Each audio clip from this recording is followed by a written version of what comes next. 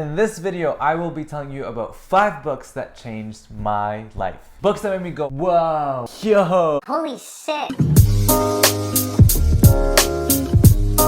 Sapiens. Here's a quote that I really like from the book. Culture tends to argue that it forbids only that which is unnatural. But from a biological perspective, nothing is unnatural. This is the simplest book you could buy on the history of us, humans. It talks about big topics like culture, religion, the economy, and how they all evolved throughout time. I think it's important for us to know our history to know how it affects us in our present day. Our identity, culture, and opinions are all rooted from stories we've told each other over thousands of years. Reading this book has made me feel humble because you realize how insignificant we are as humans. We tend to think of ourselves as something more important or separate from nature and the rest of the world, but we're simply not. Rich Dad, Poor Dad. This book tells the story of a kid that grew up in Hawaii, the author. He had 2 dads, his biological dad, his poor dad, and a dad he learned from, his rich dad. And through little stories and anecdotes, the book shows you how poor people and rich people think differently, and how the author had to choose which dad to listen to as he was growing up. I always thought of money as a byproduct to a good job. So what you do is you study, you get a good job, and then you get money. And if the job you have is really good, then you get a lot of money. But I never really thought of money as a separate subject, like math or science. And it is, in every way, a subject of its own. The truth is, if you don't study money or learn how it works, then you won't have much of it. Personally, I'm still trying to learn and trying to figure it out. Mating in captivity. I hear a lot of people say divorce rates are high. I don't want to get married. But I believe most people are just not doing it right. The problem with many married couples is that they stop dating. They take their partner for granted and they stop taking care of themselves. And it doesn't matter if it's marriage or relationships in general.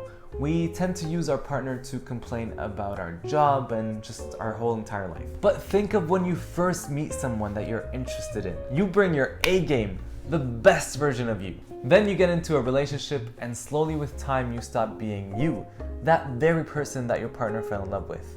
And then you have kids. This book talks about how relationships are difficult because we expect a lot from our partner. We want security and adventure all in one person. One solution that the book offers is to have our own unique passions and interests separate from that of our partner. That way it keeps the relationship healthy, alive, and it adds a little bit of spice to it. Ego's the enemy. The book defines the ego as an unhealthy belief in our own importance. The bigger your ego is, the easier it is for you to get hurt. It is important to be aware of this because having a big ego will prevent us from achieving our long-term goals. Someone with a big ego will much rather talk about their goals than actually work on them. They would seek constant approval from other people and are yet not open to constructive criticism. Hence the book title, Ego's the Enemy. So how does one keep their ego in check?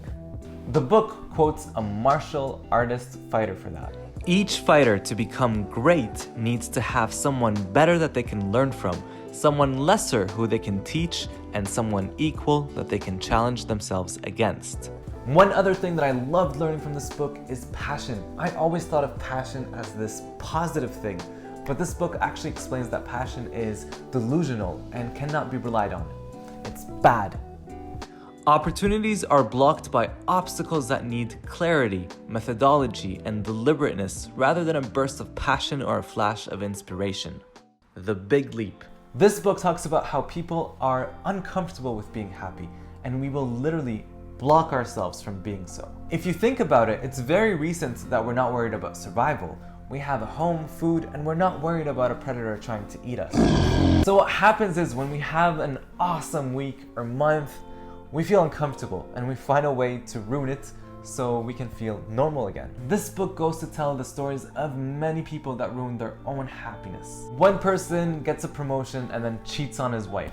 The other person wins the lottery and then fights with his family. The reasons we do this is unconscious, and some of those reasons are: we are too afraid of standing out between our family, friends, and peers.